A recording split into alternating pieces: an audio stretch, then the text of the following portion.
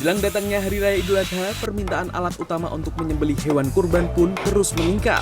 Tak hanya untuk menyembelih, pesanan pisau untuk menguliti dan memotong daging hewan kurban juga terus bertambah. Di kios kecil yang berada di depan rumahnya inilah Roni Sudarmanto, warga Kelurahan Kedung Galeng, Kota Probolinggo, Jawa Timur, sibuk memenuhi pesanan pisau.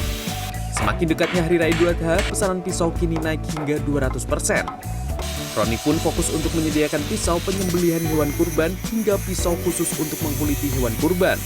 Pemesanannya tidak hanya dari dalam kota saja, melainkan dari luar kota seperti Madiun, Madura, Lumajang, dan Jember. Pokoknya kalau menjelang Idul Adha itu biasanya lumayan. Cuman kita kewalahan karena alatnya kita terbatas seperti itu. Untuk sekarang kita pakainya satu alat, jadi tidak punya cadangan. Jadi untuk mempekerjakan orang pun kita sulit dari alatnya. Tidak hanya membuat pria 3 anak ini juga melayani servis ataupun reparasi pisau maupun senjata tajam. Untuk penjualan, Roni melakukan dengan cara online. Bahkan jika pemesan di dalam kota, dirinya bisa mengantar langsung ke rumah pemesan. Tidak hanya di Probolinggo, kakak beradik perajin pisau potong di Malang juga kebanjiran pesanan. Meskipun banyak barang impor produksi massal yang datang, nyatanya tidak membuat pisau buatan Pandai Besi ini kalah di pasaran. Antrean yang panjang membuat pelanggannya harus memesan jauh-jauh hari untuk bisa mendapatkan pisau buatan mereka. Matsuri mengatakan jika biasanya seminggu dirinya menyelesaikan 10 pisau, namun menjelang Idul Adha, dirinya bisa menyelesaikan 14 pesanan dalam seminggu. Yang banyak tuh pesanan di pisau potong, pisau goleng. Berapa untuk pesanannya? potong daging, balungan.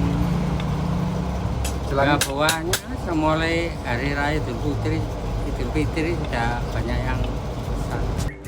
Jika dibandingkan dengan produk massal, Pandai Besi ini mengakui jika harganya lebih mahal, berkisar antara Rp150.000 hingga Rp300.000. Namun kualitas yang bagus menjadi alasan pemesan memilih tempat Matsari. Selain perajin pisau, produsen arang pun juga kebanjiran pesanan. Seorang produsen arang kayu di Banyumas, Jawa Tengah bisa meraup uang hingga jutaan rupiah. Penjualan arang kayu mengalami peningkatan cukup pesat lantaran arang banyak dibutuhkan warga masyarakat untuk mengolah daging. Dalam sekali produksi, pembuatan arang kayu ini membutuhkan waktu 7 hari. Dan menjelang Idul Adha, arang kayu dapat diproduksi sebanyak 4,5 ton, sementara omsetnya bisa mencapai 8 juta rupiah. Gimana ini untuk permintaan Idul Adha ini? Ya, madan naik, tapi kayak akeh sing penjadukan, tapi ya kayunya kurang, jadi ya madan. Oh, bahan bakunya kurang? Iya, kurang modal lah. Kurang modal ya?